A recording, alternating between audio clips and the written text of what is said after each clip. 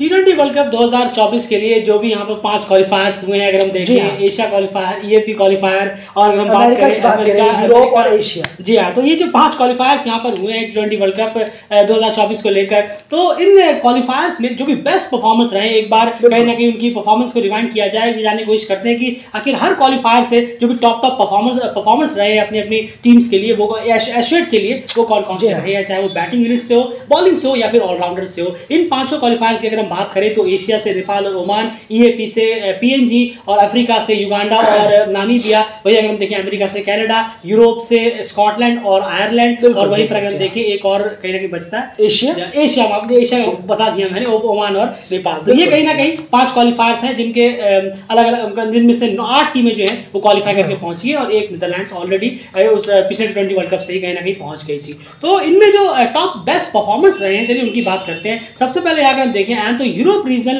Finals की अगर हम बात करें तो उनमें बैटिंग, बॉलिंग और ऑलराउंडर, ये 3 कैटेगरीज में हमने डिवाइड किया है कि EAP रीजनल फाइनल्स जो हुए थे उसमें best batting performance, best bowling performance और बेस्ट ऑलराउंड परफॉर्मेंस, ये किन किन के नाम था? शुरुआत क्या आप इससे करना है? जरूर। अगर यूरोप रीजनल फाइनल्स की बात करें तो बैट्समैन अगर वहाँ जिन्होंने सबसे ज़्यादा रन्स किए तो वो थे रिची बैरिंगटन स्कॉटलैंड के, जिन्होंने 5 इनिंग में 248 रन किए 62 के एवरेज से, और 3 हाफ सेंचुरीज वहाँ पर उन्होंने लगाई। वहीं पर सबसे हाईएस्ट विकेट टेकर अगर हम उनकी बात करें यूरोप रीजनल फाइनल्स में तो वो थे सैफ अहमद।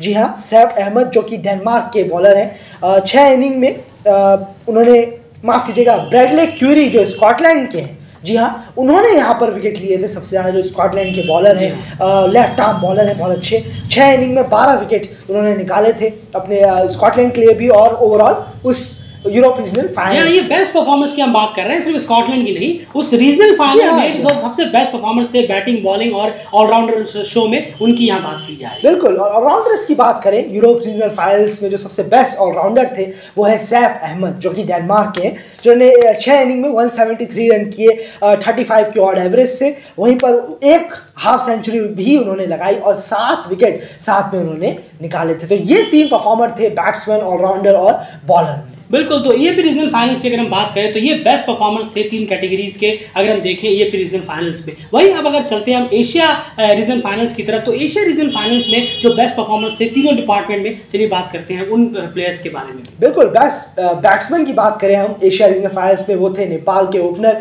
कुशल भुर्तेल। जी हाँ, जिन्होंने 5 इनिंग्स पे 185 रन बनाए थे 37 के एवरेज से, एक हाफ सेंचुरी भी उसमें शामिल थी। बिल्कुल। वही अगले की बात करें तो बॉलिंग डिपार्टमेंट की अगर हम देखें तो एशिया रीजनल फाइनल्स में बेस्ट बॉलिंग परफॉर्मेंस किन बॉलर की तरफ से आई? बिल्कुल, ओमान के left arm pacer Bilal Khan की यहाँ बात कर रहे हैं। उन्होंने इस पूरे टूर्नामेंट में बहुत शानदार बॉलिंग कराई थी और 5 इनिंग में 11 विकेट उन्होंने निकाले थे। वहीं ऑलराउंडर्स की बात करें, जो बेस्ट ऑलराउंडर थे जिन्होंने दोनों ही में बहुत शानदार काम किया एशिया रीजनल फाइनल्स में, वो थे ओमान के कप्तान जिशान मकसूद। वहीं उन्होंने 4 इनिंग में 140 रन बनाए 46.6 की एवरेज से, वहीं एक हाफ सेंचुरी भी शामिल थी और साथ ही बॉलिंग में जब आए वो 6 विकेट भी उन्होंने इसी टूर्नामेंट में निकाले। बिल्कुल। चलिए अब यहाँ से चलते हैं EAP रीजनल फाइनल्स की तरफ। EAP रीजनल फाइनल्स में जो बेस्ट परफॉर्मर्स रहे हैं उस टूर्नामेंट पे, उनकी बात करते हैं तीनों डिपार्टमेंट्स में। शुरुआत सबसे पहले करेंगे बैट्समैन से, फिर बात करेंगे ऑलराउंडर और बॉलर की भी। बिल्कुल। वहाँ की बैट्समैन की बात करें EAP में रीजनल फाइनल्स में तो जापान के कप्तान कैंडल काडोवाकी फ्लेमिंग, ये इन्होंने सबसे ज़्यादा रन्स किए थे EAP रीजनल फाइनल्स में, जहाँ पर उन्होंने 6 इनिंग में 216 रन किए थे 36 की एवरेज से और 2 हाफ सेंचुरीज उसमें शामिल थी। बहुत अच्छा खेले। जी हाँ, बिल्कुल। उन्होंने बहुत इंप्रेस किया इस पूरे साल अलग अलग टूर्नामेंट में, एशियन गेम्स में भी, और डेफिनेटली नजर रहेगी कि ये आने वाले जो चैलेंजर्स कप वगैरह होंगे उनमें ये कैसे भी परफॉर्मेंस देते हैं, क्योंकि आपको बता दें चैलेंजर कप में जापान एज अ इनवाइटी खेलने वाला है। जी हाँ, T20 फॉर्मेट भी वो खेलने वाले हैं। चलिए अब बात करते हैं जो EAP रीजनल फाइनल्स में जो ऑलराउंडर और बॉलर है, ये दोनों एक ही प्लेयर है जिन्होंने हाईएस्ट विकेट टेकर थे उस टूर्नामेंट के, वो और प्लस सबसे बेस्ट ऑलराउंड परफॉर्मेंस भी जिनका था, वो दोनों एक ही प्लेयर है। वो कौन है, उनके स्टैट्स किस तरह से? जरूर, ये पर्सनल माइलस्टोन के लिए बहुत बेहतरीन है। अगर हम देखें नेलिन निपिको वनवाटू के जो प्लेयर हैं, उन्होंने ऑलराउंडर में भी और बॉलर एज अ बॉलर भी उन्होंने कमाल का काम किया था। अगर हम देखें एज एन ऑलराउंडर तो उन्होंने 6 इनिंग में 147 रन बनाए 36.7 की एवरेज से, एक हाफ सेंचुरी भी थी और 13 विकेट उन्होंने निकाले थे। वहीं एज यूजुअल बॉलर के रूप में अगर आप देखेंगे तो उन्होंने 13 विकेट उस पूरे ईएपी रीजनल फाइनल्स में सबसे ज्यादा निकाले थे। बिल्कुल, तो कहीं ना कहीं बहुत इंप्रेसिव परफॉर्मेंस रही है। अनफॉर्चुनेटली स्पॉट्स काफी कम थे उस टूर्नामेंट में, इसलिए नहीं हो सका, लेकिन इनकी परफॉर्मेंस जो है वो काफी काबिल तारीफ जरूर थी। अब बात करते हैं अमेरिकाज रीजनल फाइनल्स की। वहां पर अगर हम देखें तो कनाडा वहां से चैंपियन बना था और कहीं ना कहीं लास्ट मैच में बर्मुडा को हराकर वो चैंपियन बने और उन्होंने कहीं क्वालिफाई कर लिया अपने पहले T20 वर्ल्ड कप के लिए। वहां पर इन्हीं 3 डिपार्टमेंट्स की अगर बात की जाए तो वहां पर कौन कौन से बेस्ट परफॉर्मेंस थे? जरूर देखिए, बात करें तो बर्मुडा के जो प्लेयर हैं कमाओ लेवरॉफ, उन्होंने सबसे ज्यादा रन किए थे वहां। 5 इनिंग में 213 रन, 42.6 की एवरेज और 2 हाफ सेंचुरीज उन्होंने लगाई थी।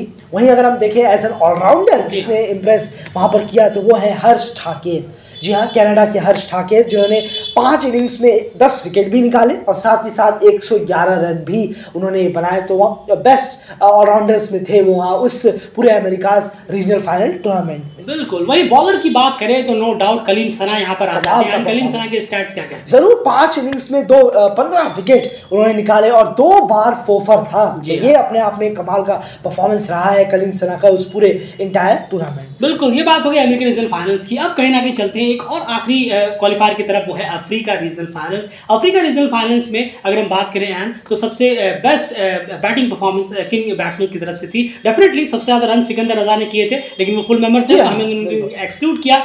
उसके बाद जो सेकंड नंबर पर यानी एशियट के लिए नंबर 1 थे वो कौन थे? जरूर ये थे नामीबिया के ओपनर निकोलस डेविन, जिन्होंने 6 इनिंग में 241 रन बनाए 40.1 की एवरेज से और 2 हाफ सेंचुरीज उन्होंने लगाई और कमाल की शुरुआत टीम को वो हर बार उन्होंने दिलाई है जब भी वो ओपनिंग करने आए हैं। बिल्कुल, और ये 2 हाफ सेंचुरीज की हम बात कर रहे हैं, इसमें 2 और 80 प्लस के हाफ सेंचुरीज हैं। बच गए शतक से, वरना 2 सेंचुरीज में ही कन्वर्ट होती है। लेकिन इस तरह के बैट्समैन जो बहुत तेज शुरुआत दिलाते हैं वो अमूमन 70-80 पे जाकर लटक जाते ही हैं, वो हो जाता है, कभी ना कभी कैच चला जाता है। खैर, उसके बाद बात करें ऑलराउंड परफॉर्मेंस की अफ्रीका रीजनल फाइनल्स। जरूर ये थे युगांडा के रियाजत अली शाह, जो युगांडा के सुपरस्टार प्लेयरों में भी हैं, बहुत कमाल के प्लेयर हैं। इन्होंने 6 इनिंग में 7 विकेट भी लिए, 132 रन भी बनाए और 44 की एवरेज से रन बनाए, तो एवरेज भी खासा अच्छा है। और वहीं पर बेस्ट ऑलराउंडर्स में ये थे। वहीं पर बॉलिंग यूनिट में अगर हम देखें जो अफ्रीका रीजनल फाइनल्स में बेस्ट बॉलर थे वो है अल्पेश रमजानी।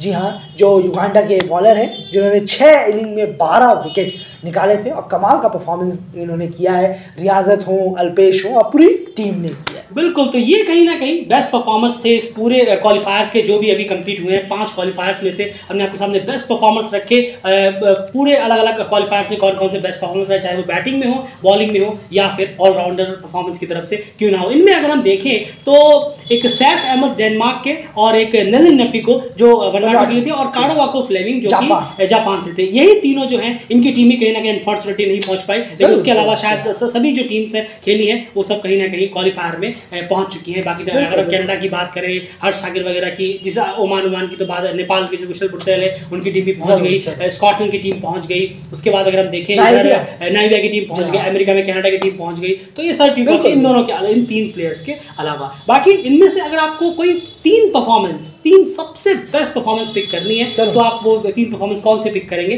कमेंट बॉक्स में ओपन है, जरूर अपनी राय रखिए। आपको अगर पूरे सारे प्लेयर्स में मेरे 14 प्लेयर्स हम मिला इन 14 में से अगर आपको 3 सबसे बेस्ट परफॉर्मेंस निकालनी है तो आपकी कौन सी होगी? कमेंट बॉक्स में जरूर लिखिए। और बाकी सारी अपडेट्स के लिए और अंडर 19 एशिया कप की कवरेज भी बहुत ही जल्द हमारे चैनल पर स्टार्ट होने वाली है, तो उसके लिए भी चैनल को सब्सक्राइब करिए और लगातार जुड़े रहिए। अंडर 19 एशिया कप का शेड्यूल ऑलरेडी आपके पास होगा, लेकिन फिर से हमने अपडेट के तौर पर डाल दिया, जाकर एक बार कम्युनिटी में जरूर चेक करिए। बाय।